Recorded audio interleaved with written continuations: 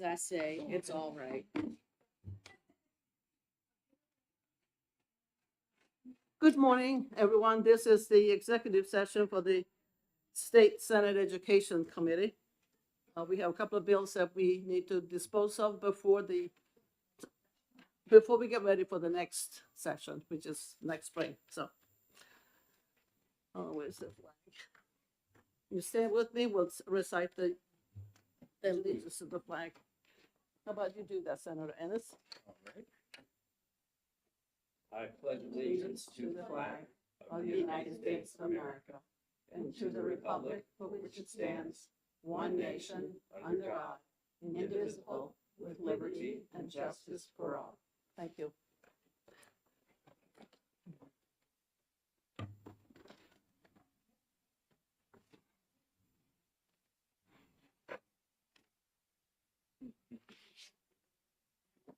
The first bill we're taking up is House Bill 202. No, 292, 292. Oh, that's, okay. Seconded. All those in favor of executive session? Aye. Aye. Granted, we are now in executive session. And the first bill is 292. 292. Yep.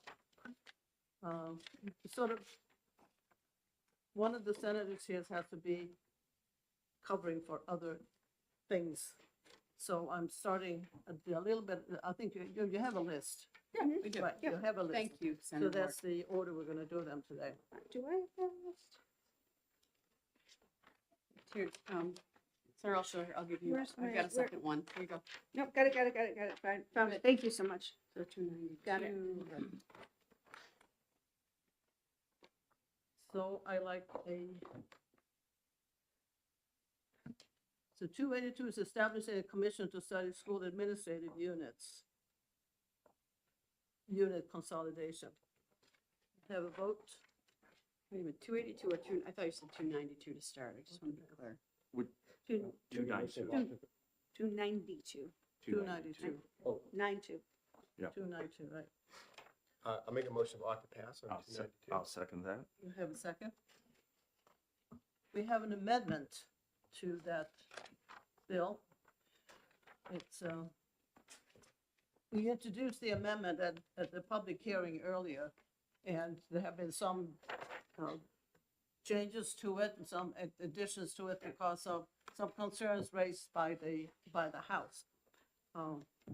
Grant Bossy is here to explain the changes and what the amendment is all about, what it does and what it does not do. And Madam Chair, if I may, is that amendment number 2025-3094? 3094, yes. Thank you. Wait, 30. I've got 2978. 3094.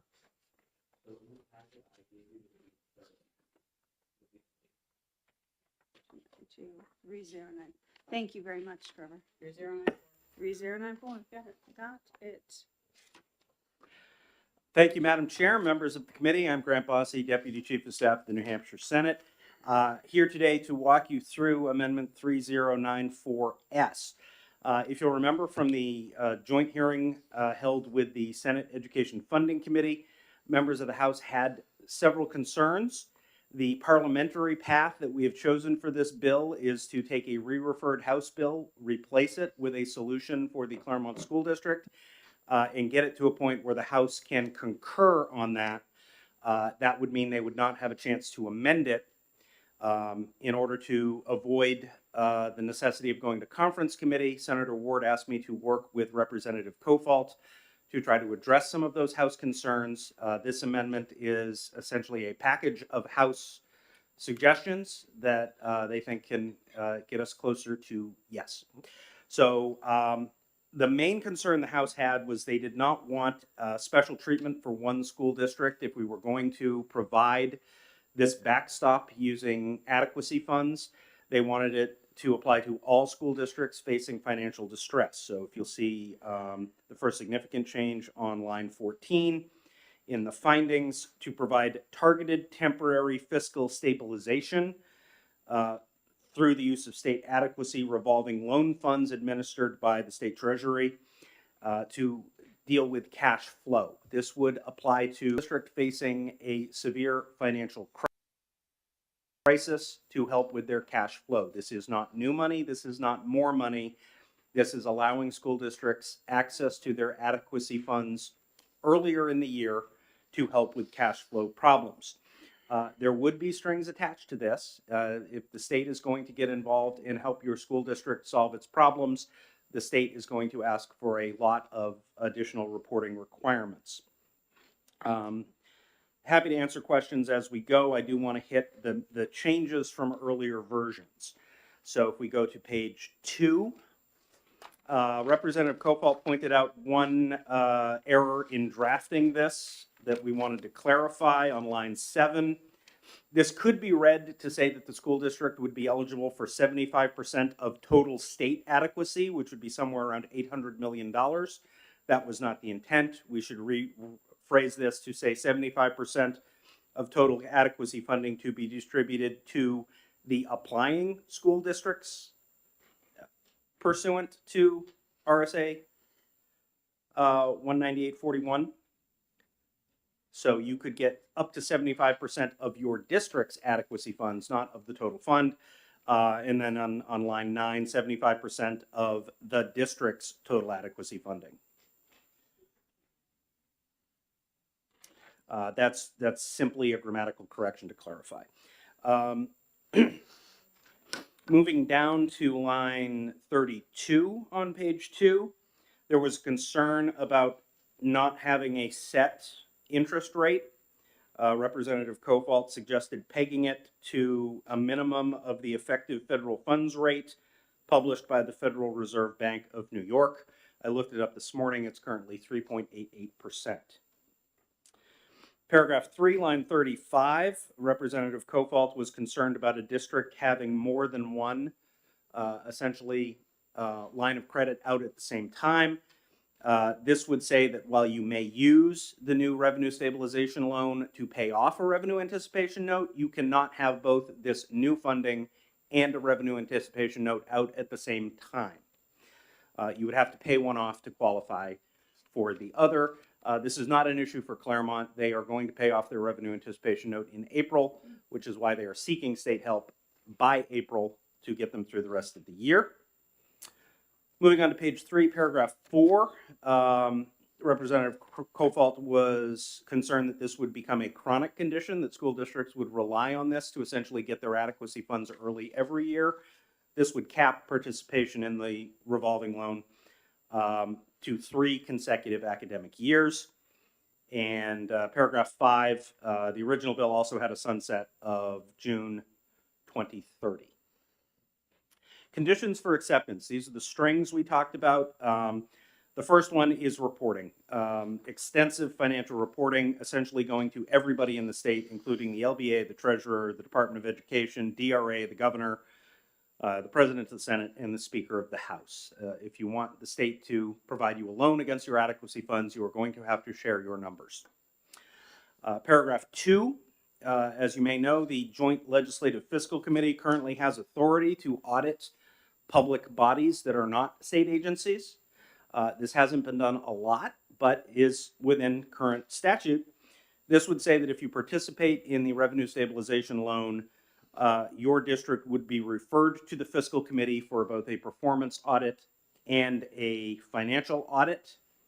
The way that works is the fiscal committee would have to vote unanimously not to conduct those audits. So the presumption would be that if you were in this program, LBA, just down the hall from us, would be conducting an audit of your school district. Paragraphs 3 and 4 would place items on the next school district meeting ballot. RSA 32.5B is the tax cap. This would not enroll the town in a tax cap. This would say the voters must be asked if they want to adopt a tax cap. The same 194C9 is the separate SAU budget provision. This would not require it. This would ask the voters if they wanted to adopt that. Representative Cofalt felt that if school district were in such dire financial circumstances as to warrant state aid, that the voters in that district should be given the chance to adopt some reforms. Line 25 is default. So if you fail to live up to the conditions of any of these things, including the reporting requirements or submitting to the state audit, you would be in default. Because of the way this is structured against future state adequacy funds, there would be no risk to the taxpayer. The treasurer would simply take what is owed out of your future adequacy payments when you're in default. It would just happen sooner if you default than if you were to pay off the loan as anticipated. Starting at the bottom of page 3, paragraph 4, the EFA program, we currently have several categories of students that do not count against the enrollment cap, currently at 10,000, slated to go next year up to 12,500. This would add students residing in the participating school district to that exempt list. Functionally, this would say that should Claremont apply for and be given a revenue stabilization loan, any parent in that school district could apply to the EFA program and would be eligible, if they are otherwise eligible. Paragraph 5 on page 4, this is the state code of conduct. This has been adopted for several years to give the state better oversight over misbehavior by credentialed educators. This has largely centered on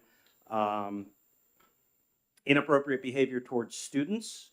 There is nothing in the current code of conduct that gives the state board reason to pull a superintendent's credential because of gross financial management. This would add that if a superintendent were found to be misappropriating public funds, failure to account, failure to do audits for 5 years, some of the things we're finding out about in Claremont, the state board could then vote to pull that educator credential. This is a may, not a shall, so the state board could do a suspension rather than a revocation. You could pull the superintendent's license, but not necessarily the teaching credential if that superintendent wanted to go back into the classroom and just not have access to public funds going forward. This would give the state board a tool to ensure that superintendents that have grossly mismanaged public funds would not have access to public funds in the future. Paragraph 6 and paragraph 7 are the repeals and the effective date. Again, the whole program sunsets in 2030. It would be up to a future legislature to decide if this was worth keeping on the books. Happy to answer any questions if I can. Thank you very much. Any questions from the committee members?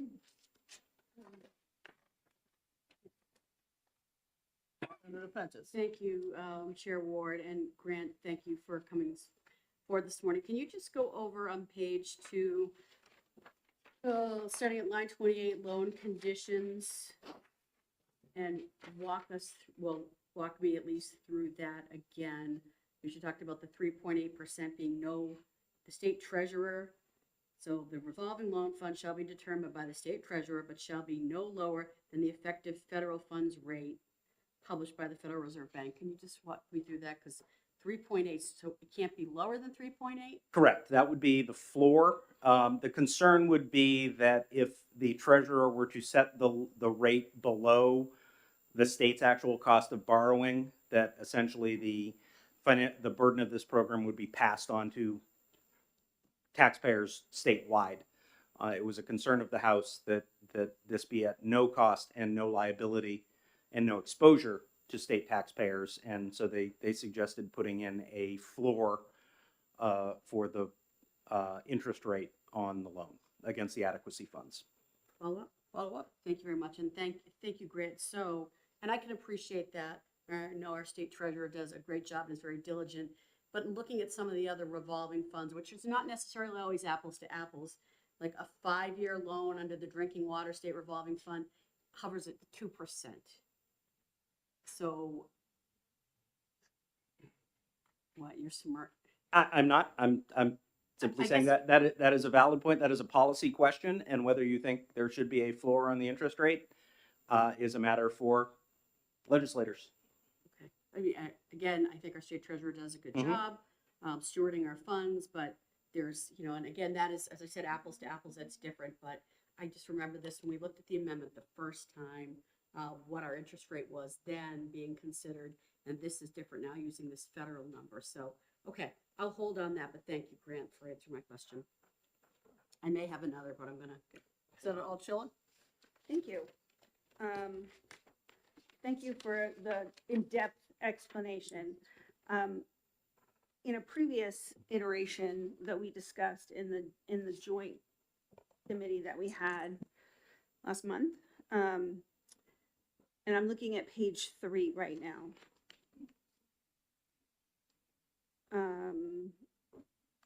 Previously, when this, so the issue, the reason we're discussing this is Claremont, and Claremont needs immediate relief.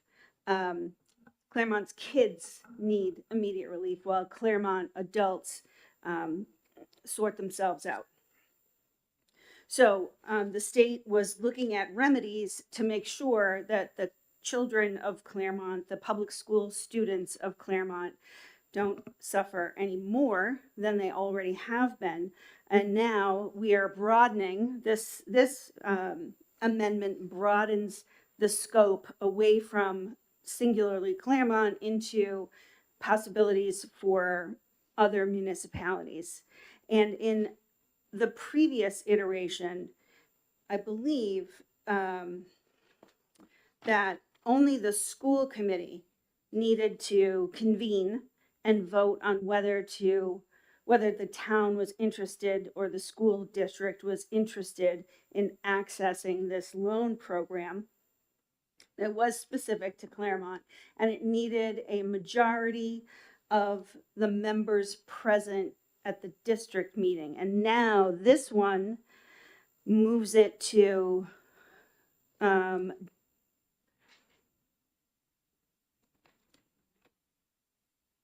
school district meeting that can be, they can hold this vote ahead of time. So a school district, I see in line 19, a school district could possibly say, well, in the event of, we can have this provision on the ready rather than wait till there might be a problem. So I just heard a lot of, provisions that were put in by Representative Kofalt, who seemed to be exceptionally worried about misuse of the program and no dipping back in after 3 years and make sure that you really need the program. But wouldn't this also apply in that area where you just put it on the books? You would I'm also just- need yeah, approval curious. of the Commissioner of Education and the State Treasurer and the Fiscal Committee, and I would not anticipate that they would approve that unless there were an actual fiscal crisis in that individual district. So all I can do is convey the feelings of Representative Kofalt and the House, feeling that one district should not be singled out. If we were creating an alternative path for for a fiscal stabilization loan against adequacy funds, that it should be open to all. And then we are trying to get it in place in time for Claremont to use it. Their deadline is somewhere in the middle of April. Right, right. So I have a follow-up question. Follow up? Thank you. So switching gears a little bit. The first couple pages here are a lot of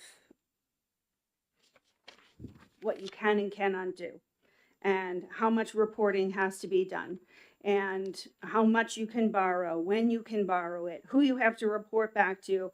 There are a lot of accountability, which is something that we discussed at length at the last joint committee hearing, and we're very enthusiastic as a group, well, I would say the majority, but until the last minute, and enthusiastic in a bipartisan, bicameral way to adopt the accountability measures put forth by Representative Ladd.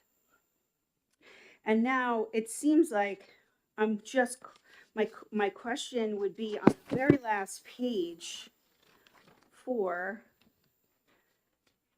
we're adding in on lines 8 and 9, another way to jump the line into or extend the cap on this EFA program. So there's an exceptional amount of accountability, as there should be, for taxpayer dollars being spent. But then adding at the last, this is the 11th hour, but adding an exit to a program also run by public funds that has none of this kind of accountability. Seems like, just I'm feeling a little taste in my mouth. It feels like a little bit of a poison pill. Why is that? Why was the EFA program put into this bill that is designed to help public school districts? As I understand it, Representative Kofalt told me that he believed that a district facing this sort of financial distress and uncertainty would be a reason to give parents greater choice in the education they think is best for their child. As we heard repeatedly from Claremont, the overwhelming preference of these parents is to have their kids continue to stay at Stevens High School or Claremont Middle School through the end of the year. But he felt it was important that in a district facing this kind of uncertainty to open up as many possibilities for those parents as possible to find the best education for their kids. Well, can't they already do that now? It'd be a policy question whether it's a good idea or not. It's up to you. No, not that whether it's a good idea. The program is already open. Like, they could do this now. They could have the deadline passed, and they've learned more information since then on the problem. So this would reopen the program for those parents after the deadline has passed. Senator Prentice? Thank you, Senator Ward and Grant. Thanks again for going through, taking us through this in detail and answering the questions as they come up. I think one of the things we all learned back at the last time we were together in more of a joint session was that, Claremont, which is very close to my district, I used to previously serve them, is a cautionary tale. And since that time, we've learned of other school districts that are struggling. And I applaud the work that, some of the language that Representative Ladd had brought to this that now has been advanced further to put more accountability in place overall. But if and there's stabilization language that you use or you reference, which I can appreciate, but I just want to point out that I do think that adding a section on, related to the EFAs I think that they can do it now. I don't know why we have to put this in here. And if I heard you correctly, so here's my question is, and maybe I'm not hearing you, so I'm gonna pin this down. You're saying the deadline's already passed, so now these families could get in to the EFA program, and they couldn't previously because the deadline had already passed if they were looking for other options. Yeah, the parents that did not know that their school was facing a financial crisis decided, well, we don't need an EFA, we'll just go to Stevens. And now they know that, well, Stevens is having a financial crisis, maybe I want another option. Again, this was Representative Kofalt's idea. He thought it would be a good idea to open up another option for specifically Claremont parents, but also parents in another district. If your district is suddenly facing dire financial straits, you may want to look at other options. And if the EFA program has been capped for the year before this information came to light, he thought as a policy matter that this was worth lifting that cap and letting those parents have that option. Whether it's a good idea or not, that's up to you. Follow-up? Thank you for the follow-up, Senator Ward, and thank you, Grant. So if lifting the cap, would that mean there would be more, is there an appropriation that goes with this? Would there be more money that's made available to the EFA program for these particular students? Is that what you're saying? Well, the EFA program is basically a net zero for the state and a net positive for taxpayers overall. So there wouldn't need to be an extra appropriation. So there would need to be an extra appropriation? There would not There be would because not- How is this a net zero? because it uses existing adequacy funds for another option rather than that school district. Okay. All right, Did you have another question? no, I'm gonna hold right now. Okay. Thank you, Grant. Any other questions on the amendment from the committee members? Yes, No question. I just make a motion about the pass. okay. I was gonna ask if there are more, not any more questions, then I'd like to have a vote on the amendment. I'd like to ask for a break for a caucus, please. Okay, Yeah. 2-minute caucus? 2-minute caucus, sure.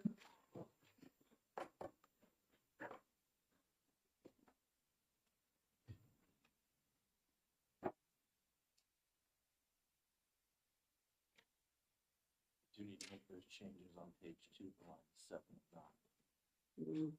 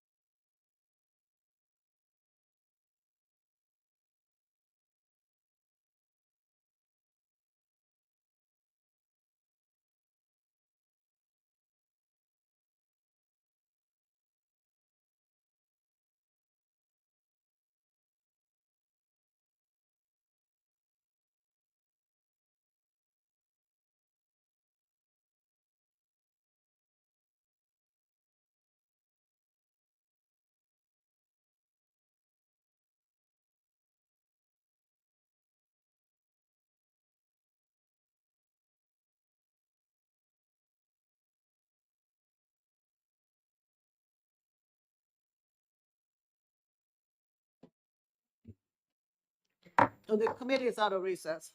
We are. All right. Do we have a motion yet? I We have don't a believe- You have a need a motion, want to pass. Motion Okay. on the amendment. And I think we'll need a committee amendment to line 7 and 9 on page 2 as well. Senator Ennis, did you speak to it? Yes, addressing the situation that Grant noted when he was testifying on line 7.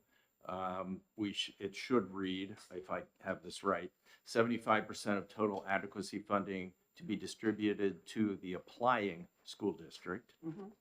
And then on line 9, 75% of the district's total adequacy funding estimated by the Department of. Right. Is that correct, Grant? I can turn. That is correct. That would clarify that you would only be eligible for a share of your own district's already determined adequacy funds. If you're doing a committee amendment, I'd also suggest one very small cleanup, page 3, line 19. Mm-hmm. It should be RSA colon 5-B. All right, so noted. I got that correct on line 18, but got it wrong on line 19. And I would propose that as part of the committee amendment as well, Madam Chair. Did you get those corrections, Trevor? Okay. Okay, second? Second on the corrections, the committee amendment corrections? Okay. Now back to the original amendment. I have an OTP on it. Do I have a second? Oh, I didn't second it, so Okay. sorry, with all due respect, I think that I seconded the I just have So I have something. a, okay. I have an oath to pass and a second on amendment 30, can't read it here, It is, 2025-3094S 3094. with the committee amendments as stated by Senator Ennis. Right. We have an oath to pass on the committee amendments. Yep. And all those in favor of No, oath I to have a- pass, on the changes, on the additions, on the corrections to the, so it's a committee amendment? to the committee Okay, I'm amendments. Are fine. you okay with that? Yeah, I'm fine with Okay, that. all those in favor of changes of the small changes in the amendment. 2 on page 2 and 1 on page 3. Madam Chair, just to clarify, we're just voting on making those two changes, not on Right now, we adopting have the, a not committee adopting it amendment as is. On 3 changes. What's the third again? I thought Oh, they were the just on- dot, on the 19th, semicolon, colon Yeah. instead of that, That's a okay. big one. So that's, making Yes. those changes. so Okay. that's done. Yes. All those in favor of those changes? The committee amendment changes. Aye. Or the committee amendments, fine. So that goes 5-0. Okay. Now, back to the amendment. Yes, Senator Prentice? Thank you, Senator Ward. And so, remain concerned about the interest rate. And if I'm hearing from, I just want to revisit this. I mean, I think this is higher than what we negotiate, or the state treasurer negotiates for other revolving loan funds. If that, so I have a concern in voting for this when it's so out of sync with what I see, and if we're with other revolving loan funds, that I would need either further explanation or to see if we could negotiate that number down to be more in line, which would make me not want to vote.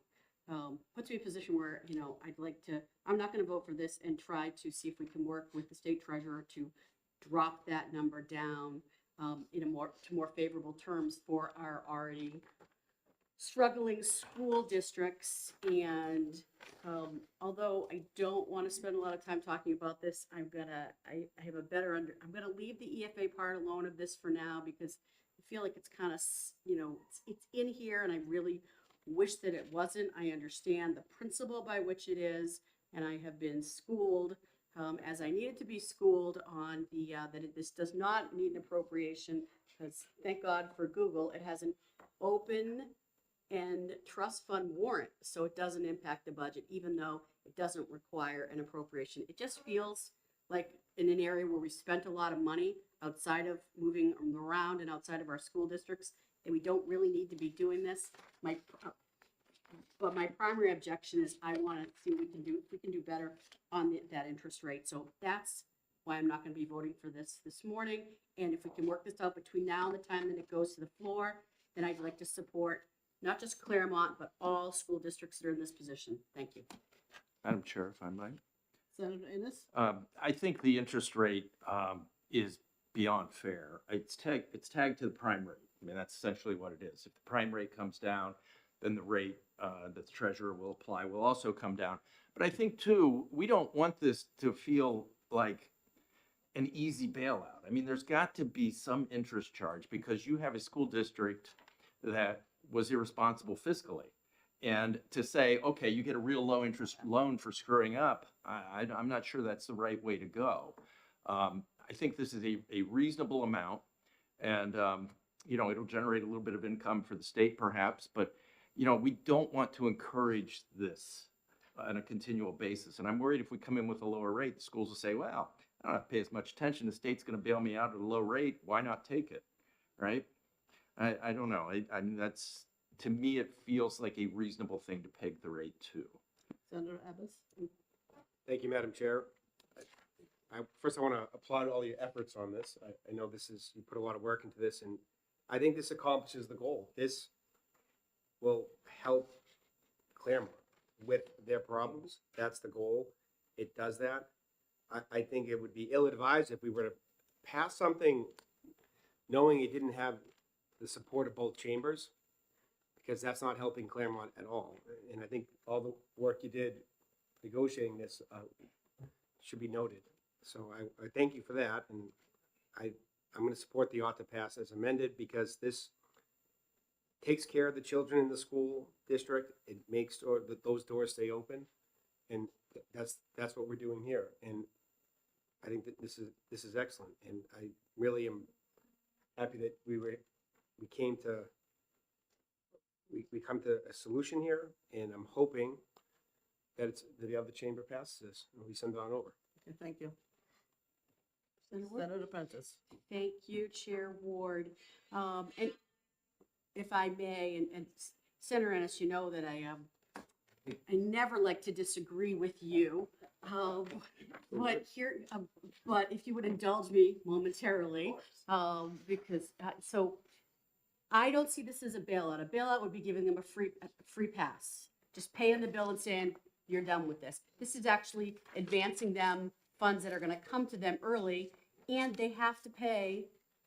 It's really an interest only kind of loan. If you think, I mean, they're going to be paying this interest. So one of the things that I appreciate about this, and I supported in Representative Ladd's previous amendment when we met jointly, are the accountabilities. This is a cautionary tale, as I said earlier.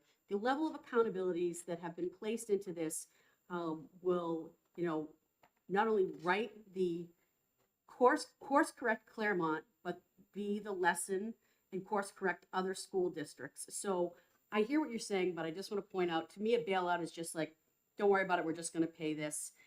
We're advancing them money that is coming to them anyway. We're attaching an interest rate onto it. I would like to lessen the interest rate if we can get a better rate for, as this may be passed on within the communities. And with always, and agreeing, and now I'm going to point to Senator Abbas, I agree, it does get us to where we want to do, which is not just Claremont, but we have other school districts coming forward. So I'd like a solution. I'm just saying that I want to dig into this interest rate a little further and see if I can drop it down. And if I can't, I'm going to support it to take care of not just Claremont, but provide accountabilities across the state, as we heard concerns, not just from our body, but from the other. Thank you very much. Okay, I'm done. Thank you. You're welcome. Senator Wood? My gut feeling is that this is going to have to come on the floor anyhow. So we may want to make an amendment at that point when we have more of the information available. Okay? Yeah, me Right. too. So we're still now back to the amendment. Chair, Madam Chair? Yes, Senator Thank you. Altschuler. I think I can get. We have an emergency at hand, and I could definitely get behind the majority of this, this amendment. Some of it makes me a little uncomfortable, but there we are. That's what compromise is, right? Everybody's uncomfortable a little bit. But as a committee amendment, I would propose that we take out page 4, lines 8 and 9, and remove the EFA program from this particular amendment, because we are, first of all, my previous point taken, we're also including a provision, right, that could substantially change enrollment. And so if you borrow against your projected enrollment, and then you've created an off-ramp and there's an exodus, then you're borrowing against adequacy, which the courts have told us is inadequacy, that is really an unknowable mid-year when you've created a way for people to leave mid-year. So I would think that I would like to propose that we take everything in part 4 out, like from page 3, line 36 through page 4, line 9, and be focused on the task at hand, which is providing a loan against adequacy for a school district that is struggling so that the kids can have the services and education that they need right now. Okay, Senator Osho, I do appreciate your concern. You have to remember what we mentioned earlier, that this amendment has been created in coordination with the House. And these are some of the concerns that the House had, and I think that we owe them to include their concerns in an amendment that's going to have to go through the House eventually. So I hear what you're saying, and I will ask my committee members here if, how many of them support your proposal? Thank you, Madam Chair. This, just as to follow up what you just said, nobody brought this up in our joint meeting in October. No, Not that's- one person floated hey, what if we thought about this? Well, This is a new idea. Senator Warren, But if I- we've had several meetings with representatives from the House. And some other times, not everything comes up at one point. You mull things over and you think about what is important and what isn't. So, Madam Chair. Senator Ennis? It seems to me if this is about the children, and ultimately it is, that we ought to provide the EFA opportunity. And I'm going to throw a wrench out there for possible consideration by Senator Prentice and I. If we're going to address the interest rate, there will be interest income coming to the state from the loan at whatever rate we set, whether it's 1%, 2%, 3.8, wherever it lands. We could set it up such that the EFA funds, if any are required, come out of those interest payments. It's a little messy, but it's kind of slick. Just think, we'll think about that. Yeah. If I can make a Senator Abbas? So I am just praying that there's not such a large amount of fiscal malfeasance by school districts throughout the state that some of these finer points of this, I'm hoping does not come up a lot. This is something I hope is used sparingly and preferably only by Claremont, as would be perfect. If this is something that's being used by dozens and dozens of districts, that's not a good situation if they're unable to, handle proper accounting and keep track of an accurate ledger, and failure to disclose that a grant has been denied, but then not, take that in consideration when setting your budget. I mean, it was a long list, and they're not even done searching. So I'm hoping that what we passed today is not used very often. Okay, we're back to the amendment. Do I have a vote? Sure. To accept the amendment as presented? Aye. And second by Aye. Senator Abbas? Okay. All those in favor? Aye. Aye. Senator Altshuler? No. Senator Prentice? No. No. Okay, so that's 3-2 on the amendment. Okay. And I look forward to working with Senator Ennis to see what I we think can we do can together. something. All right. I'm sure there will be plenty of opportunities. Yeah. So, the amendment with the underlying bill. And you have vote to pass on that? Sounds broken. Yeah. Yes? Yeah. Yes. Oh, sorry. I It's was, the noise. I heard a chainsaw upstairs, Madam Chair. I was gonna Right. chainsaw or a steam or Right. what, but something, yeah. I think we have the OTP on. So the original bill with the 292, the amendment with the underlying bill of 292 is vote to pass on that one too, with As amended. Senator as amended. Yeah, excuse me. And it's 292 as amended, okay. Passed. 3-2? Okay, thank you very much. Okay. One down. That takes care of this one. What time is One it? on. Let's send this. Madam Chair, will you be taking that out? I'll take it out, yeah. If you don't have any, yes.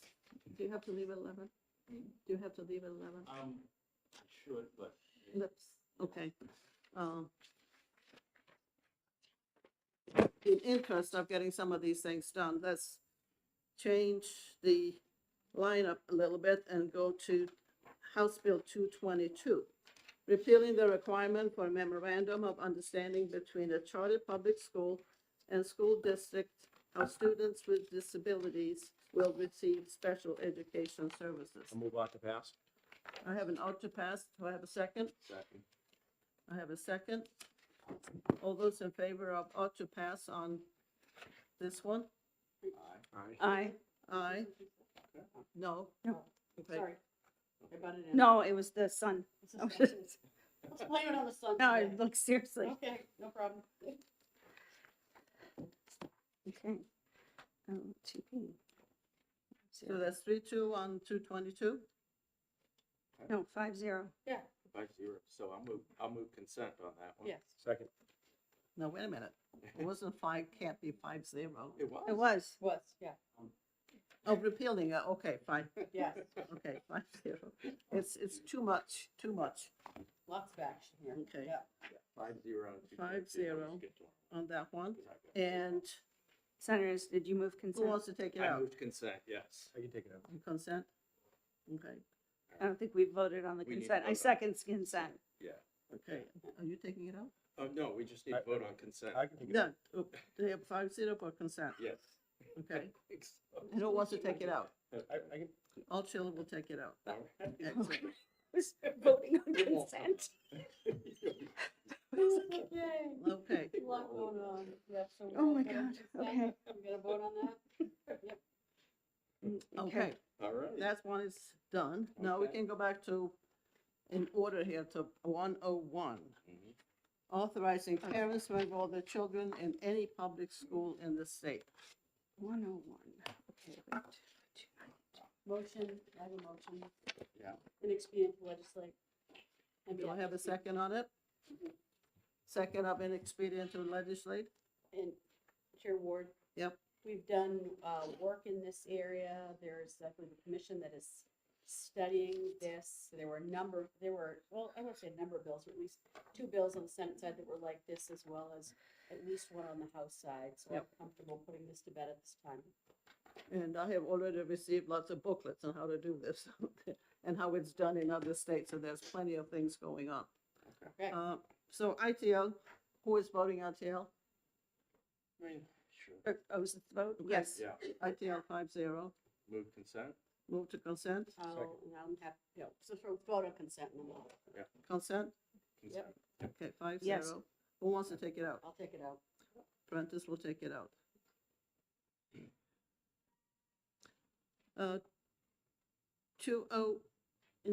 741, allowing parents to send their children to any school district they desire. similar but different. Wait, I'm sorry, what number are we? 741. 741. Oh, Move That's interim great. study. Interim study, Mm-hmm. okay. Second. I have interim study. And a second on it. Yeah. Any discussion? All those Saves in on favor of printing. interim study? Yeah. we can do that. Sure. I'll introduce. Aye. Aye. Move There's consent. 5-0 for interim study. And Second. Put it on consent, Yes. Aye. 5-0 on consent. Who wants to take it out? I'll take it. And let's check it out. Yep. Okay.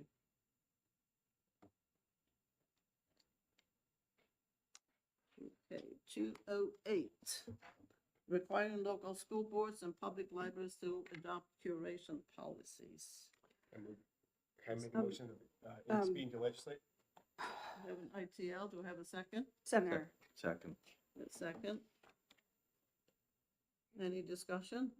yeah, I would respectfully ask the senator withdraw his inexpedient to legislate, so we might discuss an amendment that I brought in that was anticipated for this particular discussion. 208. Is that the amendment that we just got? Yes, 3099S.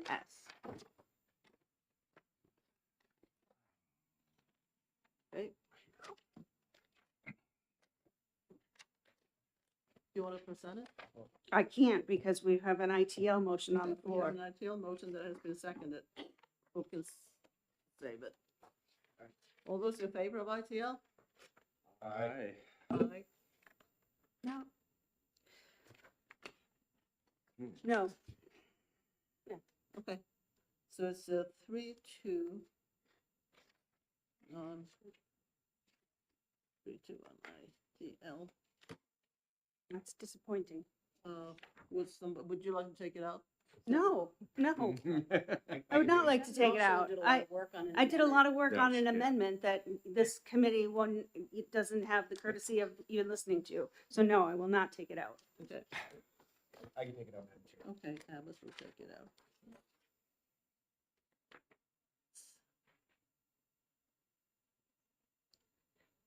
Okay. HB 68.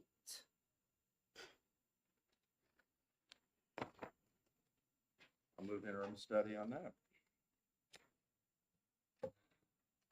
Making best interest placements within the same school district mandatory in the absence of a valid reason to deny the placement.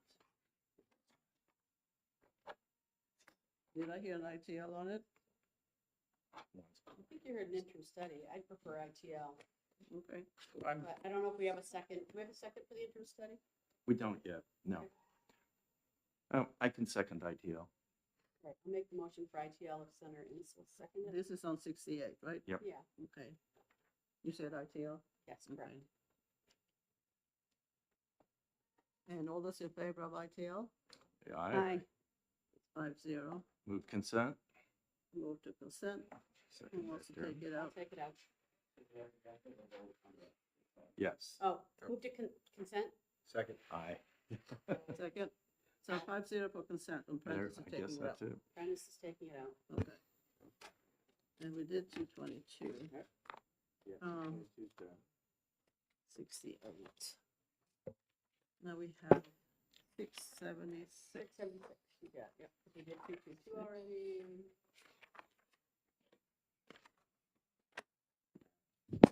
Okay, relative to the composition and responsibilities of the Parent and Education Service Provider Advisory Commission and establishing education freedom accounts impact and parent satisfaction surveys.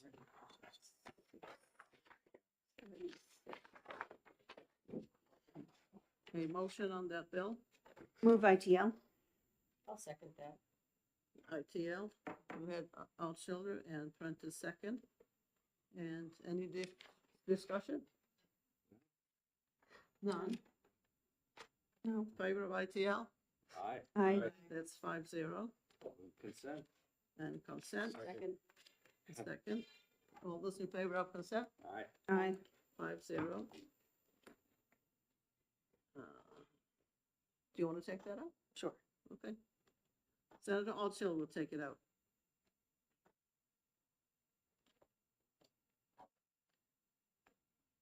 Okay, 431. establishing a commission to study the costs of special education. I move by, any speaking to legislate? I will second that. We have an ITL on that one, 431. Okay. And I have have it ITL and a second. Any discussion? Nope. All those in favor of ITL? Aye. Aye. Aye. Consent. That's Second. 5-0 consent. 5-0. Who wants to take it out?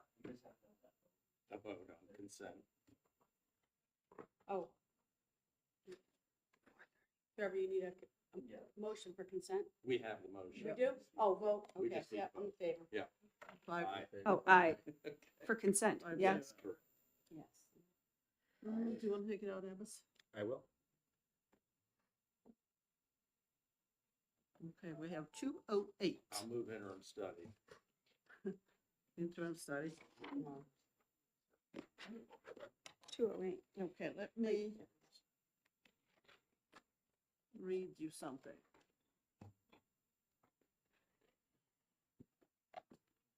Do we need a second so that we can study to go into the discussion, or? There's a lot of history here. Senator Ward and I have been through this vote a few times. I have a letter asking to either ITL or interim study it. The original reason for the bill, the issue that was at We that don't have a time second. has been resolved, and they see no need to have a bill. And please, interim study or ITL the bill. That's my message that I have gotten. Okay, so I think we have a motion to interim study, I believe, from Senator Ennis without a second to that. Do we, Senator Ennis, would you be willing to withdraw that so we can talk about an ITL? Because I'm gonna join Senator Ward for the history on, we've got some history on this. Yeah, I can withdraw the motion. I really, yeah, Yeah. thank you, Senator Ennis. And, so Senator Ward and I have, okay, so motion ITL. ITL, agree. All right, so we, and if I may can I speak to this? We need a second. We need a second. Senator Ward, ITL, Yeah. seconded the I ITL. seconded it. Thank you. Trevor, I appreciate, as we all get back into the groove after getting some time off, we need a little, we need some schooling. Thank you. Yes. Senator So, Burgess. and I, for those that are new to this discussion, every year, there is an attempt to roll back an essential certification for school nurses. School nursing is a specialty form of nursing. The Department of Education, in the early days of this, worked cooperatively with the School Nurse Association, and they've just done a great job. We have somebody who has come to us and asked us to fully repeal this, who's also the same person who came and asked us to make a number of changes to this, which we did 2 years ago. So because of, this dissatisfaction on the part of respectively one person versus entire institutions based on a program that is protecting our children within the schools, I can't see anything but to ITL this at this time. Thank you. So I have an ITL and I have a second on the ITL. Anybody else wants to speak to the bill? All those in favor of ITL? Aye. 5-0. Still raising my hand. And put it on consent? Second. All those in favor of consent?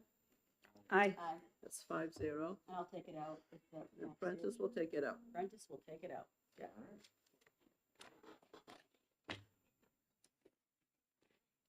I don't have any other bills. We're done. Motion to go out of executive session? All those in favor of exiting executive session? Aye. Good. Executive session is